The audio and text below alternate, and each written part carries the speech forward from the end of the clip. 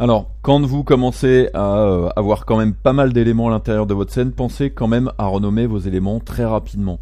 Donc là, par exemple, si je vais ici dans la sélection par nom, je vais voir qu'il y a quelques éléments que je n'ai pas renommés du tout. Donc par exemple, si je sélectionne ligne 1 et que je fais OK, ligne 1 par exemple, c'est ces éléments-là qui sont les éléments de porte que j'ai ici.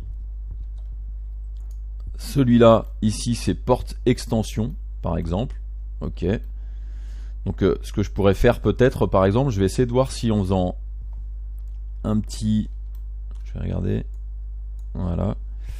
Si je fais un petit attaché avec cette ligne-là, si ça va fonctionner, donc je vais cliquer sur attacher, je clique sur cette ligne, et a priori, ça fonctionne. Donc là, si je déplace tout, donc j'ai ça, c'est pas mal. Par contre, cet élément-là, lui, est devenu un élément polygonal. Si je me mets en ligne, ici, comme ceci, que je fais attacher, que j'attache cet élément-là, et qu'après je rajoute éditer poly, donc là, vous voyez, par contre, il m'a tout explosé, donc ça va pas le faire. Je peux, du coup, plutôt que de rester sur ligne, par exemple, je peux tout à fait décider de venir ici, de venir sur éditer poly et faire attacher avec cette géométrie-là, comme ceci. Donc normalement, ça devrait fonctionner. Effectivement, il m'a tout pris ici. Si je désactive poly, par contre, vous voyez qu'effectivement, donc je perds des informations. Donc ça peut être une solution à utiliser qui peut être intéressante. Autre petite chose qui pourrait être intéressante, c'est déplacer le centre de gravité pour que ce soit plus facile à ouvrir et fermer la porte. Donc je vais ici dans hiérarchie, je fais affecter pivot seulement, et là je vais me servir des points de pivot ici matériel qui sont ici pour centrer sur mon objet, à savoir que vous pouvez tout à fait utiliser aussi les fonctions de magnétisme comme ceci. Donc si je clique là-dessus, je peux tout à fait, lorsque je vais le déplacer, vous voyez, venir magnétiser par exemple sur le segment que j'avais ici, puisque le magnétisme que j'ai mis ici en clic droit, c'est arrête segment. Donc maintenant je peux le désactiver et juste remonter l'élément ici par exemple. Je décoche maintenant affecter pivot seulement. Et le petit avantage maintenant, c'est si je fais une rotation, là ma porte s'ouvre beaucoup plus facilement, et du coup pour régler justement le positionnement de la porte, ça va être un petit peu plus facile. Donc je disais, renommer les différents éléments. Donc cet élément-là s'appelle porte extension, c'est parfait. Je vais l'appeler porte extension tout court. Ensuite, cet élément-là s'appelle planche porte, donc je vais l'appeler porte principale. Ok, comme ceci. Et comme j'ai un édité poly par-dessus, je peux tout à fait décider d'attacher ces autres éléments-là. Donc je vais cliquer sur attacher, je vais attacher cet élément-là, attacher ces lignes-là, ce qui fait que maintenant ça me fait un polygone complet. Et ensuite, je peux faire la même chose, c'est-à-dire affecter le pivot, comme ceci, le déplacer avec l'outil de déplacement pour pouvoir prévoir la rotation de ma porte, comme ceci. Donc après, vous le mettez où vous voulez. Donc là, ici, ça a l'air d'être pas mal. Du coup, si je fais une rotation ici de ma porte, comme ceci, voilà, les éléments bougent correctement. Donc par contre, effectivement, ma porte est peut-être un petit peu trop large par rapport à ce que j'ai ici. Le point de pivot est peut-être un peu trop décalé, donc je vais le déplacer à nouveau et le mettre peut-être un petit peu plus, voilà, ici, comme ceci. Du coup là, si je fais une rotation, ce sera peut-être un petit peu meilleur. Par contre, j'ai l'impression qu'en hauteur, c'est pas forcément ça, donc je vais mettre en vue de haut. J'appuie sur F3 pour mettre en mode filaire, et là, je peux déplacer, voilà, mon centre de gravité, peut-être le mettre un peu plus au centre comme ceci. Maintenant effectivement elle est peut-être un petit peu trop large, donc je peux prendre par exemple l'outil échelle. C'est pas bien, mais je vais le faire quand même. Je vais sélectionner tous les éléments et faire l'échelle sur tous les éléments. Alors plutôt prendre les points et juste dans l'axe, voilà, la largeur ici comme ceci, ce qui me permettra d'avoir peut-être une rotation qui sera un petit peu meilleure. Puis je peux surtout maintenant déplacer peut-être un petit peu cette porte pour qu'elle soit un petit peu plus positionnée à l'extérieur, comme ceci. La pousser un petit peu sur le côté. Voilà. Donc qu'est-ce qui me manque de mal renommer dans tous mes éléments? Donc je vais dans sélection par nom. Là c'est bon. J'ai à peu près, Donc là tout est renommé correctement, donc c'est parfait. Alors maintenant que j'ai fait ça, je vais m'attaquer par exemple à l'espèce de loquet que l'on a ici. Donc c'est un loquet à l'ancienne, donc ça va pas être très compliqué pour le réaliser. Donc je vais par exemple me mettre en vue arrière, ici, au niveau de la porte par exemple. Et ce que je vais créer, c'est une forme, alors pas forcément primitive étendue, je vais prendre dans les... Oui, primitive étendue. Je vais prendre, je pense, celui qui fonctionne le mieux, c'est capsule. Alors je vais me mettre en vue de côté. Je vais me mettre par ici. Je vais prendre capsule. Et capsule, je vais cliquer, je clique, je glisse et je vais pousser. Donc ça me fait une forme énorme, comme ceci. Mais c'est clairement un petit peu à ça que ressemblent justement les espèces de loquets à l'ancienne, comme ceci. Donc je viens là, je vais l'appeler serrure. La bobinette, peut-être, c'est la bobinette, je crois que ça s'appelle. Donc je vais baisser la valeur, voilà, comme ceci, de rayon. Donc ça fait un rayon à peu près d'1 centimètre, ce qui est quand même encore un petit peu gros. Je vais baisser encore les valeurs. Voilà, comme ceci. Je vais baisser la valeur de hauteur. Je vais venir déplacer mon loquet comme ceci, le positionner à peu près, voilà, comme ceci au niveau de la porte. Et le positionner là, comme si c'était fermé, effectivement. Et donc là, ça me donne une bonne partie, ici maintenant, de ma serrure. Alors, ensuite, à moi de créer donc les éléments supplémentaires. Donc par exemple, ici, je pourrais créer la partie qui va fixer justement ce loquet au mur. Donc je vais mettre en vue de gauche, je vais centrer sur l'objet en appuyant sur Z, comme ceci. Et là, je vais me servir, comme tout à l'heure, des formes. Donc je vais prendre les lignes. Et là, donc je suis en mode filaire, je suis à travers ici, donc peut-être vous n'allez pas forcément comprendre. Ce que je vais faire pour que vous compreniez un petit peu plus, je vais sélectionner ces éléments-là et je fais masquer le reste, ce qui sera un petit peu plus compréhensible pour vous. Donc là, maintenant, ce que je veux faire, moi, c'est créer une ligne. Et ma ligne, je vais faire un point ici. J'appuie sur Shift qui va me permettre de faire une ligne droite. Et là, ensuite, ce que je vais faire, je vais me venir à peu près au niveau du loquet, comme ceci, faire une courbe en maintenant appuyé clic gauche, je viens ensuite ici, je viens finir ici, là, et après, là je vais faire une ligne droite, comme ceci. Alors là j'ai le rendu qui est activé, donc je le désactive, et ensuite je vais aller travailler cette courbe là, en allant dans le panneau modifier. Donc je vais me mettre en sélection de points, et maintenant je vais travailler justement mes différents points. Donc ce que vous pouvez faire, par exemple, c'est sélectionner tous les points, faire un clic droit et transformer tout en coin de Bézier, ce qui va vous permettre d'avoir accès à ces tangentes pour former un petit peu mieux justement votre loquet. Maintenant je vais déplacer ces points là, je les sélectionne tous, je fais un cliquer glisser, je déplace ces points là, je fais la même chose ici, cliquer glisser pour tout sélectionner et je déplace ces points là ici par exemple. Là maintenant c'est à vous de régler un petit peu tout ça. Donc là par exemple je voudrais pousser la tangente un petit peu à gauche, ça ne marche pas, donc je viens ici cliquer entre les deux axes. Et quand je vais faire ça, voilà, ça va me permettre d'améliorer un petit peu tout ce qui se passe ici, comme ceci. Donc là, je pourrais peut-être écarter un petit peu, voilà, comme ceci. Donc je vais l'appeler partie fermeture serrure porte. Je ne sais pas comment ça s'appelle exactement, ce n'est pas dramatique. Je vais mettre en vue de perspective, comme ceci. Et donc là mon objet n'est pas placé correctement, donc je vais le prendre, je vais le déplacer ici sur le côté, je zoome dessus avec Z, voilà, je vais passer en mode texturé avec F3, et là maintenant j'ai tout simplement besoin de lui donner une épaisseur, donc je vais utiliser pareil, activer dans le rendu, activer dans la fenêtre, je vais réduire les dimensions, donc là je vais mettre une dimension potable dans ce sens là, et maintenant réduire cette dimension là comme ceci. Donc là c'est à peu près correct, ça me fait effectivement une partie qui ressemblerait un petit peu effectivement à une partie de serrure. Je vais réduire un petit peu cette taille là, donc ça me paraît tout à fait correct comme truc, donc eh bien je vais le laisser comme ceci, je vais lui donner une couleur grise pour que l'on le distingue comme ceci, et je vais pouvoir m'attaquer au reste maintenant. Donc je fais un clic droit, je fais afficher tout comme ceci. Il va me manquer par exemple ici la partie qui me permet de faire par exemple la partie qui nous permet de tenir ou de fermer cet élément-là. Donc je pourrais utiliser tout à fait le même genre de courbe pour faire cette partie-là. C'est-à-dire l'espèce de poignée qu'il y a sur ces loquets-là. Donc soit vous faites un truc relativement rond avec un cylindre, soit ça peut être intéressant de le faire aussi avec une spline.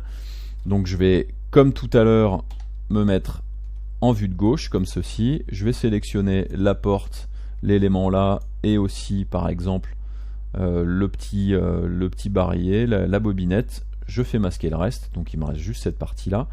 Et ce que je veux, c'est à nouveau faire une ligne. Donc je prends ligne, je vais partir à peu près du centre ici de mon barillet, comme ceci.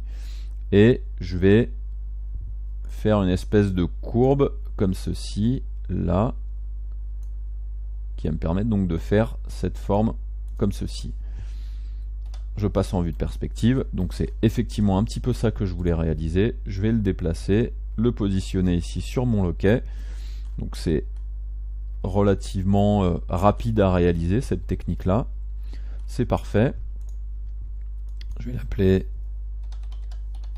poignée serrure. Je lui donne une couleur grise comme ceci et je fais OK. Donc là c'est à peu près correct ce que j'ai fait. Il y a peut-être juste des petites choses que je pourrais améliorer. Donc cette partie là elle est en rarement complètement carrée comme ceci. Donc je vais rajouter des informations spécifiques sur la surface en mode éditable poly pour arrondir cette partie là par exemple. Donc je vais rajouter un édité poly comme ceci. Et là ce que je voudrais c'est rajouter un segment au moins, voire peut-être même deux ici. Donc je pourrais par exemple aller dans les paramètres de modélisation et utiliser une fonction ici qui serait insérer. Donc je vais sélectionner un segment et je vais cliquer ici sur insérer, ce qui me permet de rajouter un segment. Par contre, voilà, donc là je l'ai des deux côtés mais je ne l'ai pas ici. La faute justement à ce qui se passe ici, donc je vais faire un petit CTRL Z avant et d'abord je vais sélectionner ce segment là et je vais le supprimer avec backspace. Donc maintenant si je sélectionne ça et que je fais insérer, là maintenant il me fait effectivement un polygone qui fait le tour complet. Par contre j'aimerais peut-être moi je vais me servir de ça déjà, donc je vais ensuite sélectionner les points qui sont ici et ce que je veux c'est arrondir un petit peu cette géométrie là.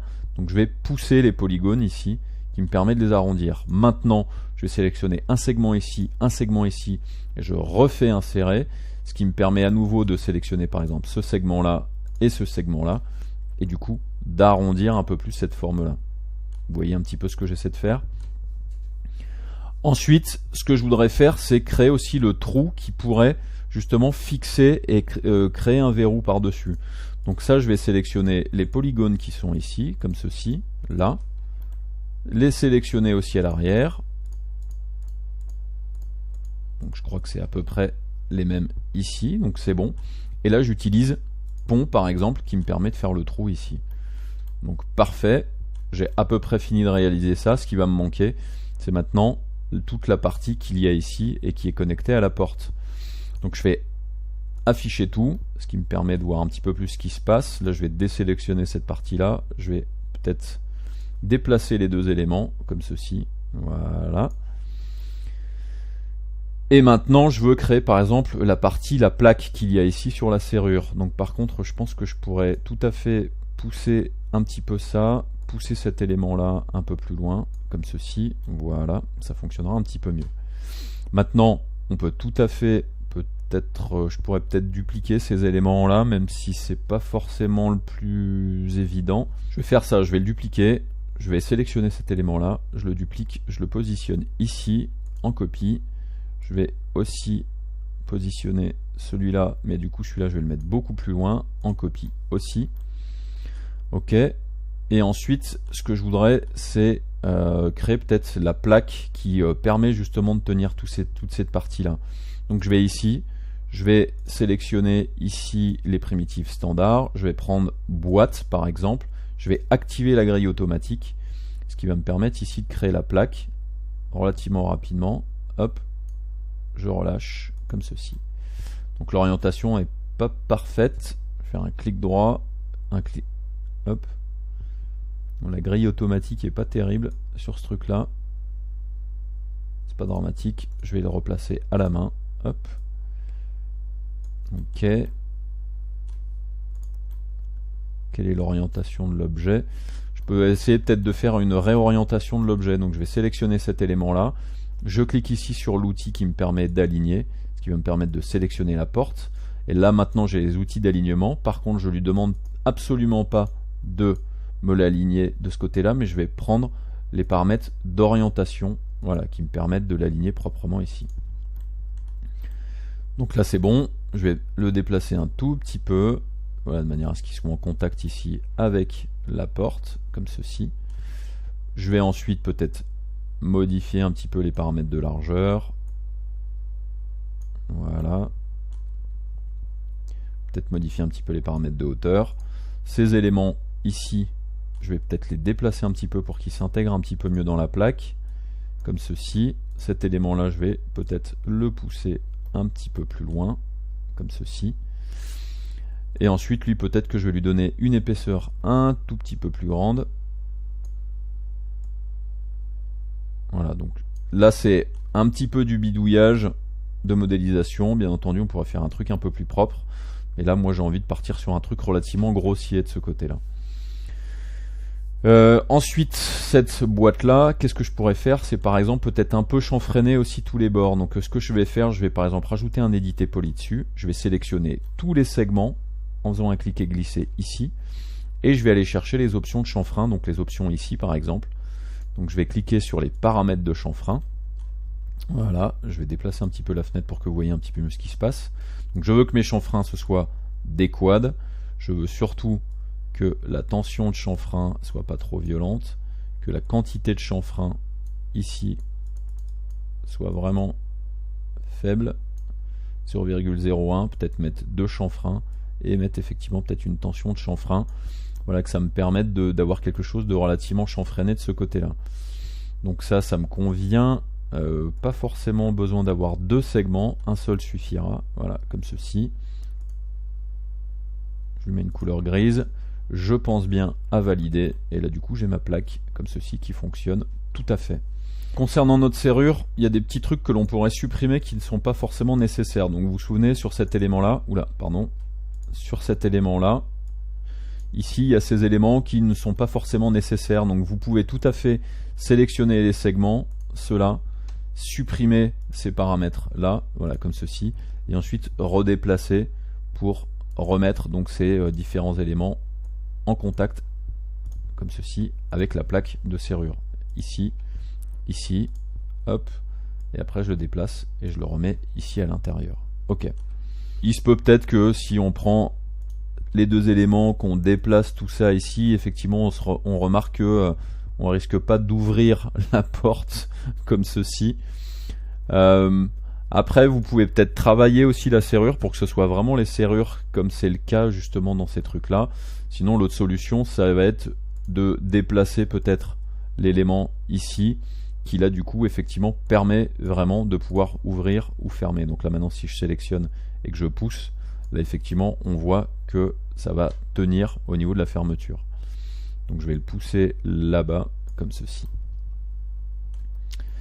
Il manque une petite chose ici que je vais créer, c'est justement la partie qui permet de mettre un cadenas. Donc là aussi on peut le créer, ça rajoutera un petit peu plus de réalisme justement dans notre forme. Il y a juste cet élément là qui est peut-être pas suffisamment centré que je vais déplacer.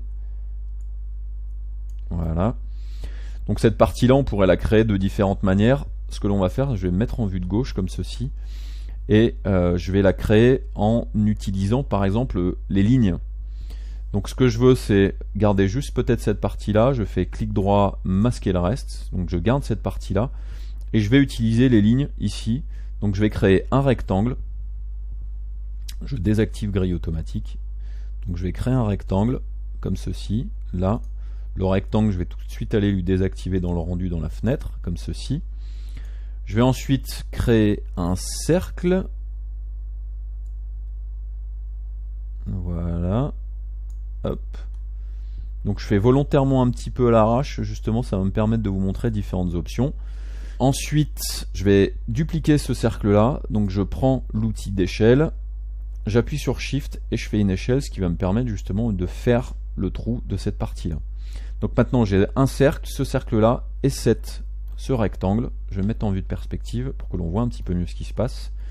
Donc là, le but, c'est de faire justement l'espèce de partie qui va me permettre donc de mettre un cadenas par-dessus.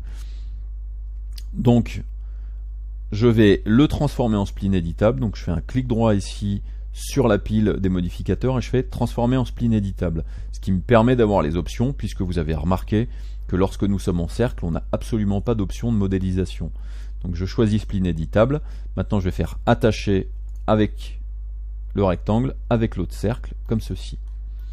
Maintenant, ce que je veux faire, c'est faire en sorte que cet élément de ligne ici soit fusionné avec cet élément-là. Donc, je vais prendre les booléennes ici et je clique sur la ligne, ce qui me permet donc de faire cette fusion-là. Maintenant, je vais me mettre en vue de gauche, je centre un petit peu et je veux aligner un petit peu ces points ici. Donc, je sélectionne les points et je vais positionner à peu près ça comme ceci. Donc ce point là je pourrais le supprimer, j'en ai pas besoin, et je pourrais supprimer celui-là aussi. Voilà, comme ceci, ça me permet d'avoir les choses relativement alignées de ce côté là. Ensuite, cette partie là, je pourrais tout à fait me mettre en sélection de lignes et peut-être faire une échelle pour qu'elle soit un tout petit peu plus grande. Voilà, comme ceci. Donc là, j'ai fait ma forme. Parfait, donc ça va être partie cadenas serrure. Et ensuite, qu'est-ce que je vais rajouter dessus? Je vais rajouter, alors on pourrait mettre extrudé qui va me permettre d'aller rapidement. Donc si je choisis extruder, j'appuie sur F3 pour que l'on voit à travers. Je pourrais donc mettre mon épaisseur comme ceci, mais je vais mettre 3. Mais plutôt qu'extruder, je vais utiliser comme ce que je vous avais montré la dernière fois, donc le modificateur qui s'appelle Biseau, comme ceci. Donc là, il a les paramètres que je lui avais mis la dernière fois, donc il est assez violent. Donc je ne veux pas du tout qu'il ait une hauteur aussi grande. Je vais me rapprocher un peu avec Z. Donc je vais lui mettre une valeur de hauteur de 0,01, ce qui fait un tout petit millimètre. Je vais lui mettre un contour de 0,01, comme ceci. Ensuite ici, le niveau 2, je lui mets pas de contour du tout, je lui mets une hauteur de 0,05 par exemple, et ensuite je lui active le niveau 3 sur lequel je lui mets une hauteur de 0,01.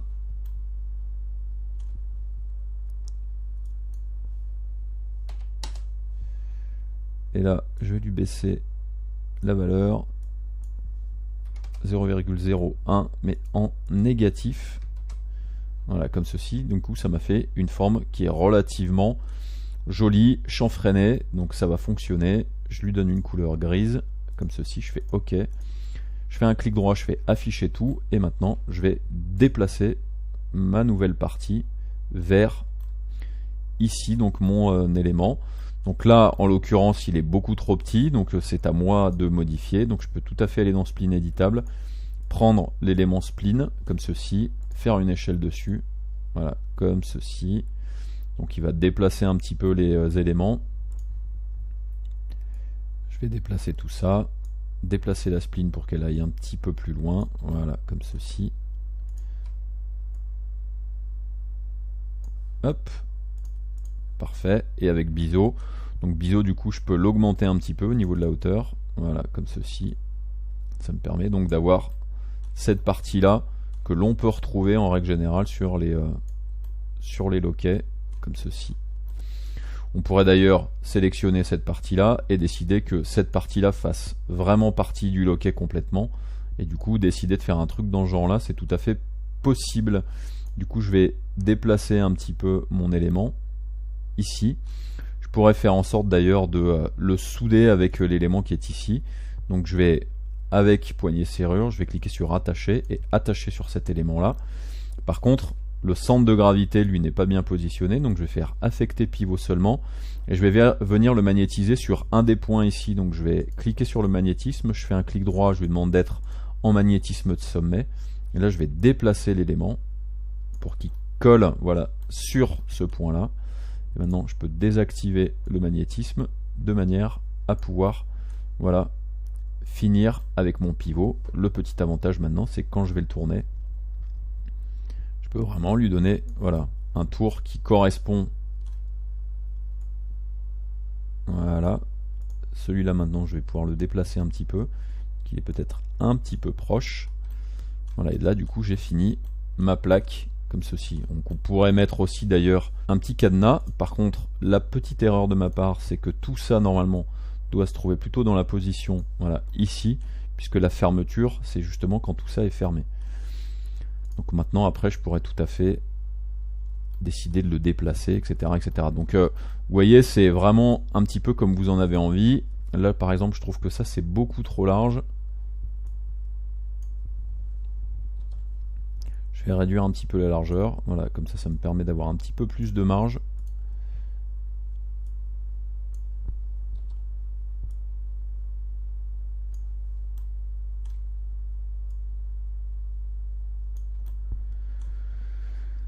Ok, alors on a fini notre partie loquet, on va passer à la suite.